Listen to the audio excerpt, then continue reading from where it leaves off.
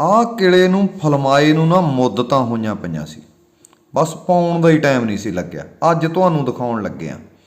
ਇਹ ਕਿਲਾ ਹੈਗਾ ਪਾਇਲ, ਜੱਸਾ ਸਿੰਘ ਆਹਲੂਵਾਲੀਆ ਤੇ ਮਹਾਰਾਜਾ ਪਟਿਆਲੇ ਦੇ ਨਾਲ ਸੰਬੰਧਿਤ ਕਿਲਾ। ਤੇ ਦੂਜੀ ਗੱਲ ਇਸ ਕਿਲੇ ਦੀ ਮੈਂ ਤੁਹਾਨੂੰ ਹੋਰ ਦੱਸਦਾ, ਇਹਦੀ ਖੂਬਸੂਰਤੀ, ਇਹਦੀ ਵਿਸ਼ਾਲਤਾ, ਇਹਦੀ ਸੁੰਦਰਤਾ ਦੇ ਨਾਲ ਨਾਲ ਇਹ ਸਿੱਖਾਂ ਦੀ ਇੱਕ ਵੱਡੀ ਜਿੱਤ ਦਾ ਪ੍ਰਤੀਕ ਆ। ਜਦੋਂ ਤੁਸੀਂ ਜਾ ਕੇ ਦੇਖੋਗੇ ਨਾ, ਜਿੰਨਾ ਉੱਚਾ ਇਹ ਧਰਤੀ ਤਲ ਤੋਂ ਬਣਿਆ ਹੋਇਆ, ਉਦੋਂ ਕਿਤੇ ਉੱਚੇ ਇਰਾਦਿਆਂ ਦੇ ਨਾਲ ਆਪਣੇ ਕੌਮੀ ਯੋਧਿਆਂ ਨੇ ਇਹਨੂੰ ਜਿੱਤਿਆ ਸੀ। ਹਾਂਜੀ, ਸਤਿ ਸ੍ਰੀ ਅਕਾਲ ਜੀ। ਅੱਜ ਫਿਰ ਬਹੁਤ ਵੱਡੇ ਇਤਿਹਾਸਕ ਕਿਲੇ ਦੇ ਵਿੱਚ ਆ ਅਸੀਂ। ਕਿਹਾ ਜਾਂਦਾ ਵੀ ਇਹ ਪਾਇਲ ਦਾ ਕਿਲਾ ਬਈ ਇਸ ਵਕਤ ਅਸੀਂ ਕਿਹਾ ਜਾਂਦਾ ਵੀ ਇਹ ਪਟਿਆਲਾ ਰਿਆਸਤ 'ਚ ਪੈਂਦਾ ਸੀ ਕਿਸੇ ਸਮੇਂ। ਕਹ ਲਓ ਕਿ ਪਟਿਆਲਾ ਰਿਆਸਤ ਸੰਬੰਧਿਤ ਸੀਗੀ ਫੁਲਕੀਆਂ ਮਿਸਲ ਨੂੰ, ਤੇ ਉਹਨਾਂ ਵੇਲਿਆਂ ਦਾ ਕਿਲਾ ਇਹ 1766 ਦੇ ਵਿੱਚ ਇਹ ਏਰੀਏ ਨੂੰ ਸਰਦਾਰ ਅਮਰ ਸਿੰਘ, ਮਹਾਰਾਜਾ ਅਮਰ ਸਿੰਘ ਅਤੇ ਜੱਸਾ ਸਿੰਘ ਆਹਲੂਵਾਲੀਆ ਨੇ ਕੋਟਲਾ ਪਠਾਨਾਂ ਤੋਂ ਜਿੱਤਿਆ ਸੀ। ਇਹ ਉਹੀ ਏਰੀਆ ਤੇ ਵੀ ਜਿਹੜੀ ਆ ਕਿਲਾ ਬਣਿਆ ਸੀ ਨਾ 1771 ਦੇ ਵਿੱਚ ਇਹ ਬਣਿਆ ਸੀਗਾ, ਤੇ ਛੋਟੀ ਇੱਟ ਦਾ ਬਣਿਆ ਹੋਇਆ ਵਾ। ਇਹਦੇ ਵਿੱਚ ਬਹੁਤ ਵੱਡੇ ਇਤਿਹਾਸਕ ਤੱਥ ਨੇ, ਬਹੁਤ ਵੱਡਾ ਉੱਚਾ ਬਣਿਆ ਹੋਇਆ ਹੈ। ਕਹ ਲਓ ਕਿ ਹਜੇ ਤੱਕ ਵੀ ਸਲਾਮਤ ਖੜਾ ਹੈ ਅਜੇ ਤੱਕ। ਤੇ ਆਓ ਜੋ ਆਪਾਂ ਨੂੰ ਦੇਖਦੇ ਹਾਂ ਤੇ ਨਾਲ ਇਹਦੀਆਂ ਖੂਬੀਆਂ ਤੇ ਇਤਿਹਾਸ ਬਾਰੇ ਗੱਲਾਂ ਬਾਤਾਂ ਕਰਦੇ ਹਾਂ। ਆਓ ਚੱਲੀਏ।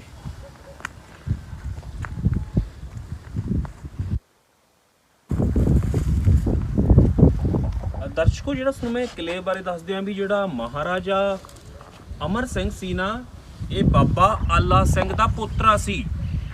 ਤੇ ਕਹਿ ਲਓ ਕਿ ਇਹਦਾ ਜਨਮ, ਜਿਹੜਾ ਅਮਰ ਸਿੰਘ ਜੀ ਦਾ ਜਨਮ ਹੋਇਆ ਸੀ 1747-48 ਦਾ ਦੱਸਿਆ ਜਾਂਦਾ, ਤੇ ਸੰਸਾਰ ਤੋਂ ਇਹ ਤਕਰੀਬਨ 1781-83 ਦੇ ਦਰਮਿਆਨ ਦੇ ਵਿੱਚ ਗਏ ਨੇ। ਤੇ ਉਹਨਾਂ ਵੇਲਿਆਂ ਦੇ ਵਿੱਚ ਇਹਨਾਂ ਦੀ ਜੱਸਾ ਸਿੰਘ ਆਹਲੂਵਾਲੀਆ ਨਾਲ ਚੰਗੀ ਬਣਦੀ ਸੀ, ਕਿਉਂਕਿ ਸਾਂਝ ਸੀ। ਤੇ ਜਦੋਂ ਇਹ ਏਰੀਆ ਜਿੱਤਿਆ ਨਾ 1766 ਦੇ ਵਿੱਚ, ਈਸੜੂ ਦਾ ਏਰੀਆ ਵੀ ਨਾਲ ਹੀ ਸੀ, ਤਾਂ ਉਸ ਸਮੇਂ ਕਿਹਾ ਜਾਂਦਾ ਵੀ ਜੱਸਾ ਸਿੰਘ ਆਹਲੂਵਾਲੀਆ ਇਸ ਏਰੀਏ ਦਾ ਚੌਥਾ ਹਿੱਸਾ ਲੈ ਕੇ ਜਾਂਦਾ ਸੀ ਲਗਾਨ ਦੇ ਵਜੋਂ। ਠੀਕ ਆ ਨਾ। ਤੇ ਜੱਸਾ ਸਿੰਘ ਆਹਲੂਵਾਲੀਆ ਕੌਣ ਸੀ? ਇਹ ਵੀ ਆਲੂ ਇੱਕ ਪਿੰਡ ਆ ਲਾਹੌਰ ਦੇ ਕੋਲੇ, ਇਹ ਉਹਨਾਂ ਵੇਲਿਆਂ ਦੇ ਵਿੱਚ ਸੀਗਾ, ਤੇ ਇਸੇ ਕਰਕੇ ਆਹਲੂਵਾਲੀਆ ਕਿਹਾ ਜਾਂਦਾ ਸੀ। ਨਾ ਤਖੱਲਸ ਜੁੜ ਗਿਆ ਉਹਨਾਂ ਦੇ। ਤੇ ਇਹ ਕਹਿ ਲਓ ਕਿ ਜਿਹੜੀਆਂ ਸਾਡੀਆਂ ਮਿਸਲਾਂ ਹੋਈਆਂ ਨੇ, ਉਹਨਾਂ ਦੇ ਕਮਾਂਡਰ ਵੀ ਰਹੇ ਨੇ, ਚੀਫ ਕਮਾਂਡਰ ਵੀ ਰਹੇ ਨੇ।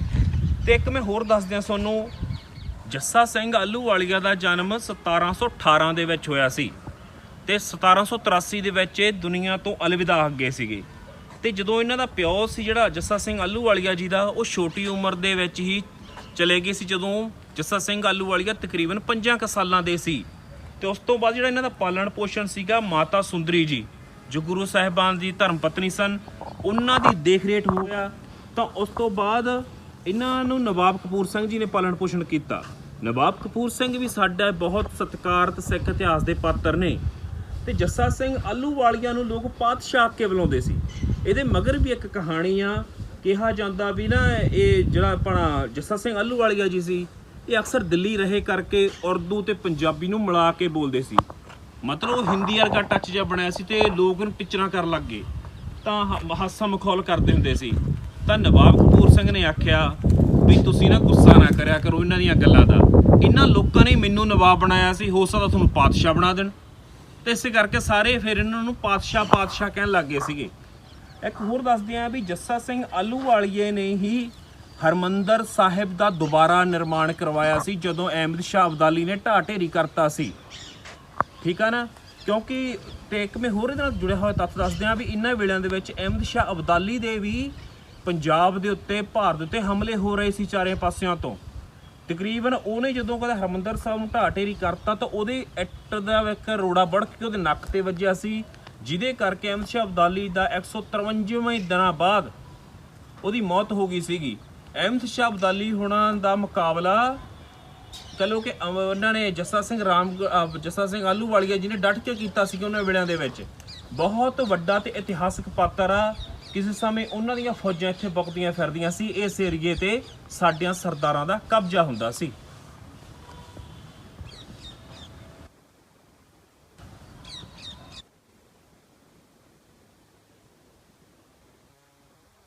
ਨੂੰ ਮੈਂ ਇੱਕ ਹੋਰ ਜਾਣਕਾਰੀ ਦੇ ਦਿਆਂ ਵੀ ਜਦੋਂ ਕਿਤੇ ਮਿਸਲਾਂ ਦਾ ਕੀ ਅਰਥ ਹੁੰਦਾ, ਕਿ ਮਿਸਲ ਸ਼ਬਦ ਅਕਸਰ ਆਪਾਂ ਸੁਣਦੇ ਆ ਨਾ, ਮਿਸਲ ਖੁਸ਼ਵੰਤ ਸਿੰਘ ਦੇ ਅਨੁਸਾਰ ਵੀ ਬਰਾਬਰ, ਇਹ ਫਾਰਸੀ ਦਾ ਲਫ਼ਜ਼ ਆ, ਉਹਨੇ ਇਹਨੂੰ ਬਰਾਬਰ ਕਿਹਾ ਵੀ ਇਹ ਬਰਾਬਰ ਹੁੰਦਾ, ਮਤਲਬ ਸਾਰਿਆਂ ਨੂੰ ਬਰਾਬਰ ਦਾ ਅਧਿਕਾਰ। ਤੇ ਜਾਂ ਇਹਨੂੰ ਫਾਈਲ ਦੇ ਤੌਰ ਤੇ ਵੀ ਲਿਆ ਗਿਆ ਜਿਹਦੇ ਵਿੱਚ ਇੱਕ ਰਿਕਾਰਡ ਰੱਖਿਆ ਜਾਂਦਾ। ਮਿਸਲ ਦਾ ਇਹ ਅਰਥ ਲਿਆ ਜਾਂਦਾ, ਕਿਹਾ ਜਾਂਦਾ ਵੀ ਸਿੱਖਾਂ ਦੀਆਂ 12 ਮਿਸਲਾਂ ਸੀ, ਪਰ ਦਲ ਖਾਲਸਾ ਦੇ ਅਧੀਨ 11 ਮਿਸਲਾਂ ਮੰਨੀਆਂ ਗਈਆਂ ਤੇ ਆਖਰੀ ਸਭ ਤੋਂ ਰਿਆਸਤ ਮੰਨੀ ਜਾਂਦੀ 12ਵੀਂ ਰਿਆਸਤ ਫੂਲਕੀਆ ਮਿਸਲ ਨੂੰ ਮੰਨਿਆ ਗਿਆ। ਫੂਲਕੀਆ ਮਿਸਲ ਨੂੰ ਦਲ ਖਾਲਸਾ ਦੇ ਵਿੱਚ ਨਹੀਂ ਸੀ ਪ੍ਰਵਾਨ ਕੀਤਾ ਗਿਆ। ਇਹਦਾ ਬਹੁਤ ਵੱਡਾ ਕਾਰਨ ਸੀ ਕਿਉਂਕਿ ਜਿਹੜੇ ਇਸ ਰਿਆਸਤ ਵਾਲੇ ਰਾਜੇ ਮਹਾਰਾਜੇ ਸੀ ਨਾ, ਕਿਹਾ ਜਾਂਦਾ ਵੀ ਇਹ ਕਈ ਵਾਰੀ ਆਪਦੇ ਭਾਈਚਾਰੇ ਦੇ ਖਿਲਾਫ ਵੀ ਚੱਲ ਪੈਂਦੇ ਸੀ, ਇਸ ਕਰਕੇ ਇਹਨਾਂ ਨੂੰ ਬਹੁਤੀ ਮਾਨਤਾ ਨਹੀਂ ਸੀ ਦਿੱਤੀ ਗਈ ਉਹਨਾਂ ਵੇਲਿਆਂ ਦੇ ਵਿੱਚ। ਇੱਕ ਵਾਰੀ ਕਿਹਾ ਵੀ ਸਰਹੰਦ ਦੀ ਨਵਾਬੀ ਲੈ ਲਈ ਸੀ ਇਹਨਾਂ ਨੇ ਅਹਿਮਦ ਸ਼ਾਹ ਅਬਦਾਲੀ ਤੋਂ।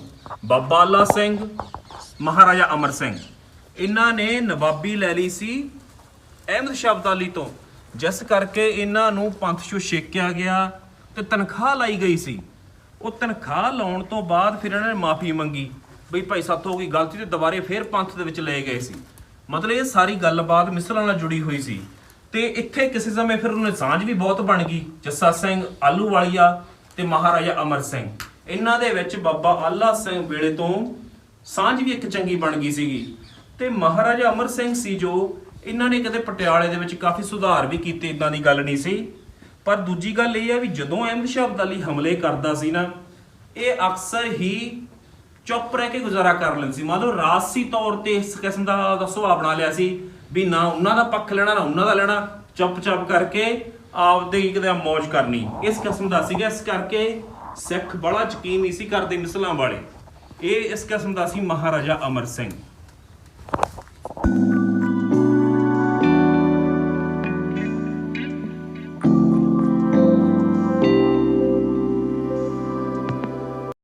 ਵੀ ਜਦੋਂ ਅਬਦਾਲੀ ਨੇ ਹਮਲਾ ਕੀਤਾ ਨਾ ਤਾਂ ਬਰਨਾਲੇ ਏਰੀਏ 'ਚ ਆ ਗਿਆ ਸੀ। ਬਰਨਾਲਾ ਪੰਜਾਬ ਦਾ ਜ਼ਿਲ੍ਹਾ ਹੁਣ, ਤਾਂ ਉਦੋਂ ਵੀ ਉਹ ਪਟਿਆਲਾ ਰਿਆਸਤ 'ਚ ਪੈਂਦਾ ਸੀ। ਜਦੋਂ ਬਰਨਾਲੇ ਆਇਆ ਤਾਂ ਅਹਿਮਦ ਸ਼ਾਹ ਅਬਦਾਲੀ ਨੇ ਸੋਚਿਆ ਵੀ ਜਿਹੜਾ ਇੱਥੋਂ ਦਾ ਜੰਗੀਰਦਾਰ ਆ ਬਾਬਾ ਆਲਾ ਸਿੰਘ, ਵੀ ਆਪੇ ਮੈਨੂੰ ਆ ਕੇ ਮਿਲੂਗਾ, ਨਜ਼ਰਾਨੇ ਭੇਟ ਕਰੂਗਾ। ਪਰ ਬਾਬਾ ਆਲਾ ਸਿੰਘ ਨੇ ਕੀ ਕੀਤਾ ਕਿ ਉੱਥੋਂ ਭੱਜ ਗਿਆ, ਭੱਜ ਕੇ ਭਵਾਨੀਗੜ੍ਹ ਦੇ ਕਿਲੇ 'ਚ ਚਲੇ ਗਿਆ, ਜਿਹਦੇ ਕਰਕੇ ਅਹਿਮਦ ਸ਼ਾਹ ਅਬਦਾਲੀ ਬਹੁਤ ਗੁੱਸੇ ਹੋਇਆ। ਉਹ ਕਹਿੰਦਾ ਵੀ ਬਾਬਾ ਆਲਾ ਸਿੰਘ ਨੂੰ ਉਹਦੇ ਕੇਸ ਦਾੜੀ ਕੱਟ ਕੇ ਮੇਰੇ ਸਾਹਮਣੇ ਪੇਸ਼ ਕਰੋ। ਜੋ ਕਿ ਬਹੁਤ ਦੋਨੇ ਪਾਸੇ ਸਖਤੀ ਵਾਲੀ ਸਥਿਤੀ ਬਣ ਗਈ ਸੀ। ਤਾਂ ਉਸ ਸਮੇਂ ਨਜੀਬ ਉਹ ਦੌਲਾ ਸੀਗਾ, ਉਹਨੇ ਤੇ ਅਹਿਮਦ ਸ਼ਾਹ ਅਬਦਾਲੀ ਦੇ ਵਿਚਕਾਰ ਰਾਜੀਨਾਮਾ ਕਰਵਾਇਆ। ਤੇ ਉਸ ਸਮੇਂ ਬਾਬਾ ਅੱਲਾ ਸਿੰਘ ਨੇ ਕਹਿ ਲਓ ਕਿ 3 ਲੱਖ ਰੁਪਈਆ ਭੇਟ ਕੀਤਾ ਅਹਿਮਦ ਸ਼ਾਹ ਅਬਦਾਲੀ ਨੂੰ। ਜਿਹੜੀ ਉਹਨੇ ਅਬਦਾਲੀ ਨੇ ਸ਼ਰਤ ਰੱਖੀ ਸੀ ਕਿ ਕੇਸ ਦਾੜੀ ਕੱਟ ਕੇ ਲੈ ਕੇ ਆਓ, ਕੇਸ ਦਾੜੀ ਰੱਖਣ ਦੇ ਬਦਲੇ 1.25 ਲੱਖ ਰੁਪਈਆ ਐਕਸਟਰਾ ਹੋਰ ਵਾਧੂ ਦੇਣਾ ਪਿਆ। ਮਤਲਬ ਵੀ ਉਹਦਾ ਹੀ ਸਾਬਤ ਸੂਰਤ ਹੀ ਰੱਖਿਆ ਜਾਵੇ। ਬਾਅਦ ਦੇ ਵਿੱਚ ਉਹਨਾਂ ਦਾ ਰਾਜੀਨਾਮਾ ਹੋਇਆ ਹੈ ਨਾ। ਉਸ ਤੋਂ ਬਾਅਦ ਸਰਹੰਦ ਦੀ ਨਵਾਬੀ ਵੀ ਇਹਨਾਂ ਦੇ ਪਰਿਵਾਰ ਨੂੰ ਮਿਲੀ। ਉਸ ਤੋਂ ਬਾਅਦ ਰਾਜਾ ਰਾਜਗਾਨ ਦਾ ਖਿਤਾਬ ਵੀ ਮਿਲਿਆ ਅਮਰ ਸਿੰਘ ਨੂੰ, ਠੀਕ ਆ ਨਾ। ਇਸ ਕਿਸਮ ਦੇ ਉਤਰਾ ਚੜਾ ਰਾਜਸੀ ਤੌਰ ਤੇ ਉਸ ਸਮੇਂ ਹੁੰਦੇ ਰਹੇ। ਤੇ ਅਹਿਮਦ ਸ਼ਾਹ ਅਬਦਾਲੀ ਦਾ ਹੀ ਵੇੜਾ ਸੀ ਜਦੋਂ ਪਿੰਡ ਕੂਪ ਦੇ ਵਿੱਚ ਸਭ ਤੋਂ ਵੱਡਾ ਘੱਲੂ ਘਾਰਾ ਵੀ ਹੋਇਆ ਸੀ 1761 ਦੇ ਵਿੱਚ। ਇਹਦੀ ਖਾਸੀਅਤ ਬਾਰੇ ਹੋਰ ਗੱਲਬਾਤ ਕਰਦੇ ਆ ਤੇ ਬਹੁਤ ਹੀ ਖੂਬਸੂਰਤ ਆ। ਹਜੇ ਵੀ ਇਹਦੇ ਨਿਸ਼ਾਨ ਖੂਬਸੂਰਤੀ ਇੱਥੇ ਝਲਕਦੀ ਆ, ਵੀ ਜਿਵੇਂ ਇੱਥੇ ਆਲੇ ਇੰਨੇ ਬਣੇ ਹੋਏ ਨੇ, ਵੀ ਫੌਜਾਂ ਉਵੇਂ ਬੀੜੀਆਂ ਦੇ ਨਿਸ਼ਾਨ, ਵੀ ਕਿਤੇ ਇੱਕ ਤੋਪ ਦਾ ਗੋਲਾ ਦਾਗਣ ਲਈ ਵੀ ਥਾਂ ਬਣੀ ਆ। ਰਫਟਾਂ ਵੀ ਨਿੱਕੀਆਂ ਇੱਟਾਂ ਨੇ, ਬਹੁਤ ਇੱਟੀਆਂ। ਇਹਨੂੰ ਲਖੌਰੀ ਇੱਟਾਂ ਵੀ ਕਹਿ ਦਿੰਦੇ ਆ, ਭਦੌੜੀ ਇੱਟਾਂ ਵੀ ਕਹਿ ਦਿੰਦੇ ਆ, ਬਾਦਸ਼ਾਹੀ ਇੱਟਾਂ ਵੀ ਕਹਿ ਦਿੰਦੇ ਆ। ਆਜੋ ਇਹਦੇ ਕਲਾ ਪੱਖ ਤੋਂ ਵੀ ਆਪਾਂ ਹੁਣ ਗੱਲਬਾਤ ਕਰਦੇ ਹਾਂ।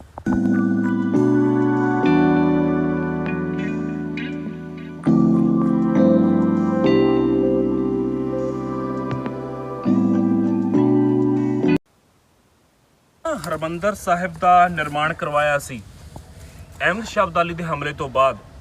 ਤਾਂ ਉਦੋਂ ਕਿਹਾ ਜਾਂਦਾ ਵੀ ਨਵਾਬ ਕਪੂਰ ਸਿੰਘ ਨੇ ਇੱਟ ਲਾਈ ਸੀ ਤੇ ਉਸ ਸਮੇਂ ਚੂਨਾ ਲਾਇਆ ਸੀ ਤਾਂ ਜੱਸਾ ਸਿੰਘ ਆਹਲੂਵਾਲੀਆ ਨੇ। ਮਤਲਬ ਜਦੋਂ ਨਿਰਮਾਣ ਹੋਇਆ ਤਾਂ ਉਸ ਸਮੇਂ ਦੋਨਾਂ ਨੇ ਇਕੱਠਿਆਂ ਦਾ ਯੋਗਦਾਨ ਸੀ ਤੇ ਨਿਰਮਾਣ ਦੀ ਸੇਵਾ ਸਾਂਭ ਕੇ ਕਿਸੇ ਹੋਰ ਸਿੱਖ ਨੂੰ। ਉਸ ਤੋਂ ਬਾਅਦ ਇਹਨਾਂ ਨੇ ਫਿਰ ਕਹਿ ਲਓ ਕਿ ਜੰਗਾਂ ਯੁੱਧਾਂ 'ਚ ਜਾਣਾ ਸ਼ੁਰੂ ਕਰਤਾ ਸੀਗਾ। ਤੇ ਜਿਹੜਾ ਕਹਿ ਲਓ ਜੱਸਾ ਸਿੰਘ ਆਹਲੂਵਾਲੀਆ ਸੀ, ਇਹਨਾਂ ਨੂੰ ਸੁਲਤਾਨ ਉਲ ਕੌਮ ਦਾ ਖਿਤਾਬ ਸੀ, ਕਿੰਗ ਆਫ ਨੇਸ਼ਨ, ਬਹੁਤ ਵੱਡਾ ਖਿਤਾਬ ਸੀਗਾ ਇਹਨਾਂ ਨੂੰ।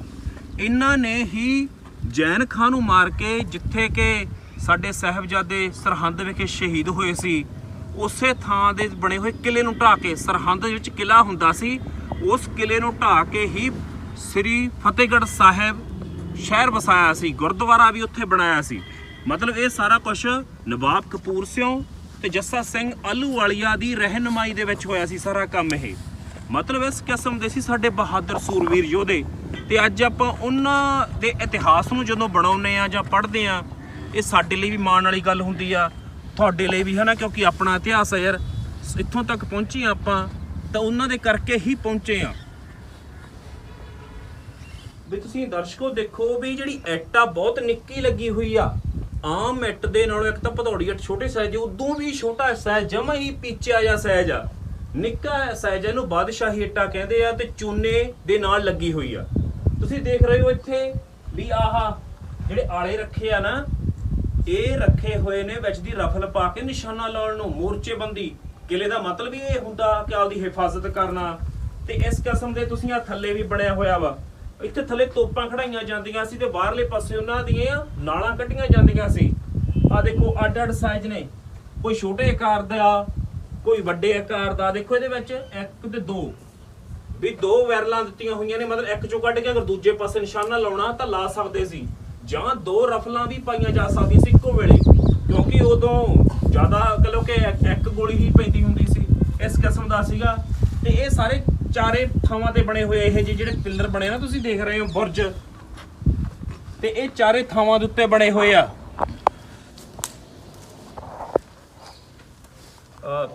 ਆਹ ਦੇਖੋ ਵੀ ਹਜੇ ਵੀ ਨਾ ਉਸ ਸਮੇਂ ਦੀਆਂ ਪਾਈਆਂ ਹੋਈਆਂ ਫੁੱਲ ਬੂਟੀਆਂ ਉਵੇਂ ਹੀ ਨੇ। ਆਹ ਦੇਖੋ ਹਰੇ ਵੀ ਰੰਗ ਉਹਨਾਂ ਦੇ ਖਰਾਬ ਨਹੀਂ ਹੋਏ। ਆਹ ਥੱਲੇ ਚੂਨਾ ਵਾ, ਉੱਤੇ ਉਵੇਂ ਹੀ ਆਹ ਤੋਤਾ ਫੁੱਲ ਜਾ ਖਾਈ ਜਾਂਦਾ ਹਨਾ।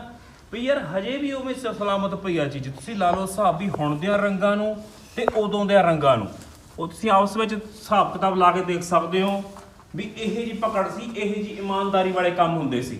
ਆਜੋ ਸਾਨੂੰ ਹੋਰ ਵੀ ਮੀਨਾਕਾਰੀ ਦਿਖਾਵਾਂ, ਡਿਜ਼ਾਈਨ।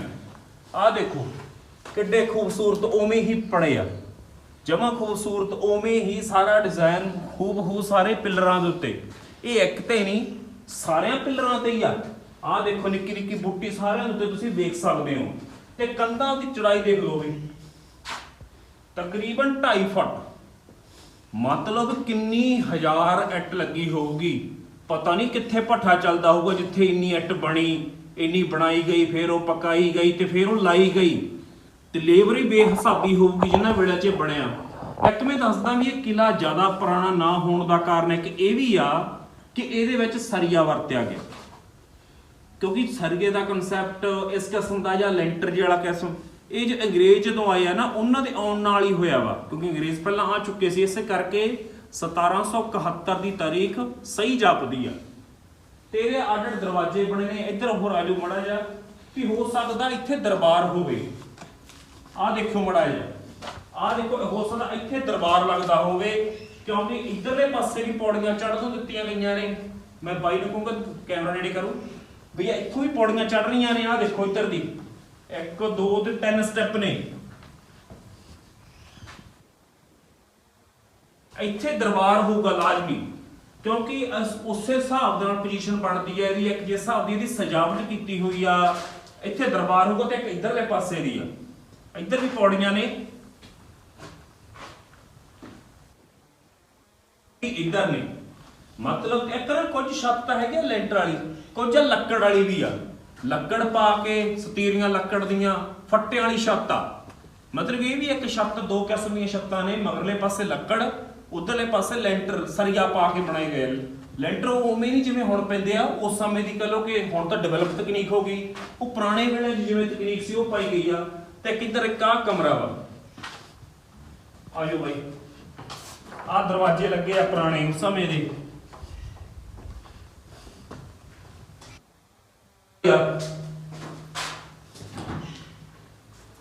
ਬਾਰੀ ਆਲੇ ਪਾਸ ਖੁੱਲ ਜਾਂਦੀ ਹੈ ਇੱਥੋਂ ਦੀ, ਹਨਾ, ਤੇ ਉਹ ਬੰਦ ਕਰ ਦਿੱਤੀ। ਤੇ ਇੱਧਰ ਬਾਹਰ ਆ ਜਾਓ ਬੜਾ ਜਿਹਾ, ਤੇ ਇੱਥੋਂ ਦੀ ਬਾਹਰ ਆਇਆ ਜਾ ਸਕਦਾ ਸੀ। ਬਈ ਆਹ ਦੇਖੋ ਤੁਸੀਂ ਮਾੜਾ ਜਿਹਾ, ਬਈ ਇੱਥੇ ਤਾਂ ਦਰਬਾਰ ਬੈਠੇ ਹੋਣਗੇ ਹਨਾ, ਕਿਸੇ ਰਾਖੀ ਰੁੱਖੀ ਵਾਲੇ। ਇੱਕ ਆਹ ਪਾਸਾ ਹੈਗਾ, ਇੱਕ ਆ। ਤੇ ਇਹਦੀਆਂ ਚਗਾਠਾਂ ਦੇਖੋ ਤੁਸੀਂ, ਆਹ ਦੇਖੋ ਤਕਰੀਬਨ 1.5 ਫੁੱਟ ਚੌੜੀਆਂ ਚਗਾਠਾਂ ਨੇ। ਮਤਲਬ ਕਿ ਕੰਮ ਪੂਰਾ ਸਿੱਕੇ ਬੰਦ ਸੀ, ਤਕੜਾ ਕੰਮ ਸੀਗਾ। ਦੇਖੋ ਥੱਲੇ ਵਾਲੇ ਪਾਸੇ ਵੀ, ਤੇ ਆ ਇਹਦਾ ਕਹ ਲਓ ਕਿ ਕਿਲੇ ਦੇ ਇੱਕ ਤਾਂ ਹੁੰਦਾ ਕਿਲੇ ਦੀ ਐਂਟਰੀ ਗੇਟ, ਇਹ ਅੰਦਰਲੇ ਪਾਸੇ ਜਿੱਥੇ ਕਹ ਲਓ ਕਿ ਉਹਨਾਂ ਦੇ ਖਾਸ ਕਿਸਮ ਦੇ ਰਾਜੇ ਮਹਾਰਾਜੇ ਬਹਿੰਦੇ ਹੁੰਦੇ ਸੀ। ਤੇ ਇਹਦੀਆਂ ਵੀ ਕੰਧਾਂ, ਉਹ ਤਾਂ ਆਪਾਂ ਦਿਖਾਇਆ ਸੀ ਨਾ 2.5-3 ਫੁੱਟ ਚੌੜੀ ਹੋਊਗੀ, ਤੇ ਆਹ ਲਾ ਲਓ ਹਿਸਾਬ ਵੀ ਤੁਸੀਂ ਤਕਰੀਬਨ 3.5 ਫੁੱਟ ਦੇ ਕਰੀਬ ਚੌੜਾਈ ਆ ਇਸ ਕੰਧ ਦੀ। ਆਜੋ ਅੰਦਰਲੇ ਪਾਸੇ ਹੋਰ ਵੀ ਤੁਹਾਨੂੰ ਦਿਖਾਵਾਂ ਚੀਜ਼। ਆਹ ਪਿਆ ਲੋਹੇ ਦਾ, ਲੋਹੇ ਦੀ ਪੇਟੀ ਪਈ ਆ, ਕਹਿੰਦੇ ਵੀ ਇਹਦੇ ਵਿੱਚ ਬਹੁਤ ਸਾਰਾ ਸਮਾਨ ਹੁੰਦਾ ਸੀ, ਚੋਰੀ ਚਾਰੀ ਵੀ ਹੋ ਗਿਆ, ਤੇ ਸਾਰਾ ਹੀ ਲੋਹੇ ਦਾ। ਵੀ ਕਿੰਨੇ ਕਿਉਂਕਿ ਉਦੋਂ ਬਿਲਡਿੰਗ ਸਿਸਟਮ ਨਹੀਂ ਸੀ ਹੁੰਦਾ, ਰੈਪਟਾਂ ਲਾ ਲਾ ਕੇ ਹੀ ਜੋੜਿਆ ਗਿਆ ਹੁੰਦਾ ਸੀ। ਆ ਸਾਰੀ ਵੇ ਉਸ ਸਮੇਂ ਦੀ ਪੇਟੀ ਪਈ ਆ, ਬਹੁਤ ਭਾਰੀ ਆ। ਮੈਂ ਕਹਿੰਦਾ ਵੀ ਜੀਸੀਬੀ ਪਾ ਕੇ ਚੱਕਣੀ ਪਊ ਜੀ, ਚੱਕਣੀ ਹੋਵੇ ਤਾਂ। ਪਰ ਉਦੋਂ ਬੰਦੇ ਵੀ ਤਕੜੇ ਹੁੰਦੇ ਸੀ ਨਾ, ਜਿਹੜੇ ਇਹ ਜੇ ਕੰਮ ਨੂੰ ਕਰ ਗਏ। ਤੇ ਆ ਜਾਓ ਮਾੜਾ ਜਿਹਾ ਇੱਧਰ ਵੀ ਆ ਦੇ, ਇੱਧਰਲੇ ਪਾਸੇ ਵੀ ਇੱਕ ਕਮਰਾ ਵਾ ਇਹਦਾ। ਆਹ ਦੇਖੋ ਇਹਦੇ ਲਿਓੜ ਲੈ ਰਹੇ ਆ ਨਾ, ਦਰਵਾਜ਼ੇ ਲੱਗੇ ਆ, ਇਹ ਲਿਓੜ ਜੇ ਲੈ ਰਹੇ ਆ ਹੁਣ, ਕਿਉਂਕਿ ਚੂਨਾ ਵਾ ਨਾ, ਸਮਾਂ ਬਹੁਤ ਹੋ ਜਾਂਦਾ ਫੇਰ ਵੀ। ਤੇ ਆ ਦੀਵੇ ਦੂਵੇ ਰੱਖਣ ਨੂੰ ਪੂਰਾ ਬਣਾਇਆ ਗਿਆ ਸੀ। ਤੁਸੀਂ ਇੱਥੋਂ ਮਾੜਾ ਨਿਗਾਹ ਮਾਰੋਗੇ ਵੀ ਤਾਂ ਪੌੜੀਆਂ ਚੜ੍ਹਦੀਆਂ ਨੇ ਮੰਪੀ ਦੇ ਉੱਤੋਂ, ਤੇ ਆ ਥੰਮਲੇ ਹੋ ਗਏ। ਅਲੱਗ-ਅਲੱਗ ਕਮਰੇ ਨੇ,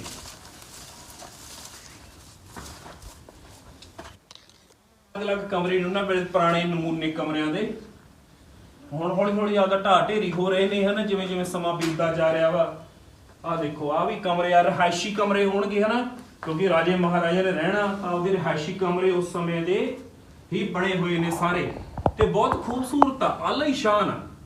ਉਸ ਸਮੇਂ ਇਹਨਾਂ ਚੀਜ਼ਾਂ ਦਾ ਹੀ ਬਹੁਤ ਵੱਡਾ ਮਾਣ ਸਤਿਕਾਰ ਹੁੰਦਾ ਸੀ। ਭਾਈ ਕਿਲਾ ਬਣਾਇਆ ਬਹੁਤ ਤਕੜਾ, ਦੂਰ ਦੂਰ ਤੱਕ ਚਰਚੇ ਹੁੰਦੇ ਸੀ ਇਹਨਾਂ ਚੀਜ਼ਾਂ ਦੇ।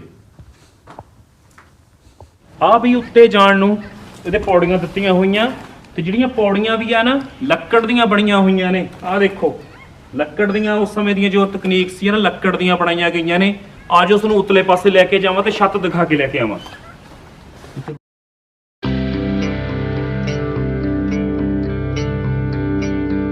ਕੁਝ ਤਾਂ ਨਾ ਇਹਦੀਆਂ ਛੱਤਾਂ ਕੱਚੀਆਂ ਨੇ, ਤੇ ਕੁਝ ਇਹਦੀਆਂ ਛੱਤਾਂ ਪੱਕੀਆਂ ਵੀ ਨੇ। ਅੱਜ ਉਸ ਨੂੰ ਦਿਖਾ ਕੇ ਲੈ ਕੇ ਆਵਾਂ। ਇੱਥੋਂ ਤੁਸੀਂ ਖੜ ਕੇ ਦੇਖੋਗੇ ਵੀ ਕਿੱਡਾ ਖੂਬਸੂਰਤ ਆ ਨਾ, ਚੌਰਸ ਪੂਰਾ। ਉਸ ਸਮੇਂ ਦੇ ਇੰਜੀਨੀਅਰਿੰਗ ਕਹਿ ਸਕਦੇ ਆ, ਭਵਨ ਨਿਰਮਾਣ ਕਲਾ ਪੂਰੀ ਤਕੜੀ ਸੀਗੀ, ਮਾੜੇ ਨਹੀਂ ਸੀ ਕਿਸੇ ਵੀ ਕੰਮ ਦੇ ਵਿੱਚ। ਆਹ ਦੇਖੋ ਨਿੱਕੀਆਂ ਨਿੱਕੀਆਂ ਇੱਟਾਂ ਨੂੰ ਕੱਟ ਕੇ ਆ ਛੱਜਾ ਜਿਹਾ ਮੂਹਰੇ ਬਣਾਇਆ ਗਿਆ ਵੀ ਬਾਛੜ ਬੂਛੜ ਨਾ ਜਾਵੇ, ਕਿਉਂਕਿ ਥੱਲੇ ਬਹੁਤ ਕੀਮਤੀ ਚਿੱਤਰ ਬਣਾਏ ਹੋਏ ਨੇ ਹਨਾ, ਮੀਨਾਕਾਰੀ ਕੀਤੀ ਗਈ ਆ, ਮੋਰ ਕਬੂਤਰ ਘੁੱਗੀਆਂ ਬਣਾਈਆਂ ਹੋਈਆਂ ਨੇ। ਤੇ ਇੱਧਰ ਆ ਛੱਤ ਦੇਖੋਗੇ, ਆਹ ਪੱਕੀ ਆ, ਆ ਚੂਨੇ ਦੇ ਨਾਲ ਬਣੀ ਹੋਈ ਆ ਛੱਤ ਸਾਰੀ। ਆਹ ਦੇਖੋ ਲੈ, ਚੂਨੇ ਦੇ ਨਾਲ ਬਣੀ ਹੋਈ ਛੱਤ ਆ ਸਾਰੀ, ਮਜ਼ਬੂਤ ਆ, ਮਤਲਬ ਚੋਣ ਚਾਣ ਦਾ ਕੋਈ ਮਸਲਾ ਹੀ ਨਹੀਂ। ਇਸੇ ਕਰਕੇ ਹੀ ਛੱਤਾਂ ਲੰਮੀਆਂ ਉਮਰਾਂ ਭੋਗ ਰਹੀਆਂ, ਤੇ ਇਸੇ ਕਰਕੇ ਹੀ ਹਜੇ ਤੱਕ ਇਹ ਕਿਲਾ ਸਲਾਮਤ ਆ। ਆ ਜਿੱਥੇ ਮੈਂ ਬੈਠਾ ਨਾ, ਇਹ ਖੂਹ ਦੀ ਮੌਣ ਆ, ਤੇ ਖੂਹ ਵਿੱਚ ਨੂੰ ਦਬਦਾ ਗਿਆ, ਟੇਢਾ ਜਿਹਾ ਹੋ ਗਿਆ, ਕਿਉਂਕਿ ਇੱਕ ਕਿਲਾ ਹੈ ਹੀ ਬਹੁਤ ਉੱਚਾ, ਤੇ ਇੱਕ ਖੂਹ ਟੇਢਾ ਹੋਣ ਦਾ ਕਾਰਨ ਵੀ ਇਹ ਹੋ ਗਿਆ ਕਿਉਂਕਿ ਸਮੇਂ ਦੇ ਨਾਲ ਨਿੱਘਰਦਾ ਜਾਂਦਾ ਹੈ ਨਾ। ਕਿਸ ਸਮੇਂ ਹੋ ਸਕਦਾ ਤੁਸੀਂ ਦਰਿਆ ਕੋਈ ਵਗਦਾ ਰਿਹਾ ਹੋਵੇ, ਕਿਉਂਕਿ ਥੱਲੇ ਉਸ ਹਿਸਾਬ ਦੀ ਬਰੇਤੀ ਜਾਂ ਰੇਤਾ ਹੋਵੇ, ਤੇ ਇਸ ਕਿਸਮ ਨਾਲ 2-2 2.5 ਫੁੱਟ ਨੀਵਾਂ ਹੋ ਗਿਆ ਖੂਹ। ਤੁਸੀਂ ਵੇਖ ਰਹੇ ਹੋ ਵੀ ਇੱਕ ਪਾਸੇ ਇੱਧਰੋਂ ਮੌਣ ਉੱਚੀ ਆ, ਪਰਲੇ ਪਾਸੇ ਜਿੱਧਰ ਕੈਮਰਾ ਲੱਗਾ ਉੱਧਰ ਆਪਣੀ ਮੌਣ ਨੀਵੀਂ ਆ। ਆਹ ਦੇਖਿਓ ਉੱਧਰ ਵੀ ਬਹੁਤ ਮਜ਼ਬੂਤ ਆ ਮੌਣ। ਇਹ ਵੀ ਸਾਰੀ ਹੀ ਚੂਨੇ ਦੇ ਨਾਲ ਬਣੀ ਹੋਈ ਆ, ਚੂਨੇ ਤੇ ਛੋਟੀ ਇੱਟ ਦੇ ਨਾਲ। ਅੱਛਾ ਦੇਖੋ ਇੱਧਰਲੇ ਪਾਸੋਂ ਵੇਖੋਗੇ ਸਾਰਾ ਉੱਚਾ ਹੋਇਆ ਪਿਆ ਵਾ, ਦੇਖੋ, ਕਿਉਂਕਿ ਪਾਣੀ ਤੋਂ ਬਿਨਾਂ ਕੁਝ ਵੀ ਨਹੀਂ ਸੀ ਨਾ, ਹੁਣ ਕੁਝ ਜਦ ਨਾ ਪਹਿਲਾਂ ਕੁਝ ਸੀ ਨਾ। ਕਿਲਾ ਬਣਾਉਣ ਤੋਂ ਪਹਿਲਾਂ ਸਭ ਤੋਂ ਪਹਿਲਾਂ ਖੂਹ ਹੀ ਬਣਾਇਆ ਜਾਂਦਾ ਸੀ, ਤਾਂ ਕਿ ਪਾਣੀ ਦੀ ਘਾਟ ਨੂੰ ਪੂਰਾ ਕੀਤਾ ਜਾ ਸਕਿਆ। ਜਿਹੜੀ ਤੁਸੀਂ ਆ ਨਵੀਂ ਇਮਾਰਤ ਜੀ ਵਿੱਚ ਦੇਖ ਰਹੇ ਹੋ, ਕਿਸੇ ਸਮੇਂ ਇੱਥੇ ਸਕੂਲ ਵੀ ਰਿਹਾ ਸੀ। ਹਾਂਜੀ ਦਰਸ਼ਕੋ, ਅਗਲੀ ਵਾਰੀ ਫਿਰ ਕੋਈ ਇਤਿਹਾਸ ਲੈ ਕੇ ਤੁਹਾਡੇ ਰੂਬਰੂ ਹੋਵਾਂਗੇ। ਕਿਵੇਂ ਲੱਗਿਆ ਇਹ ਕਿਲਾ? ਸੋ ਤੁਹਾਡੀ ਨਿਗਾਹ ਦੇ ਵਿੱਚ ਵੀ ਕੋਈ ਤੁਹਾਡੇ ਨੇੜੇ ਤੇੜੇ ਇਤਿਹਾਸਕ ਚੀਜ਼ ਹੋਵੇ ਤਾਂ ਸਾਨੂੰ ਲਾਜ਼ਮੀ ਦੱਸਿਓ। ਸੋ ਅਗਲੀ ਵਾਰੀ ਫਿਰ ਕਿਸੇ ਨਵੇਂ ਵਿਸ਼ੇ ਨਾਲ ਮਿਲਾਂਗੇ। ਸਤਿ ਸ੍ਰੀ ਅਕਾਲ।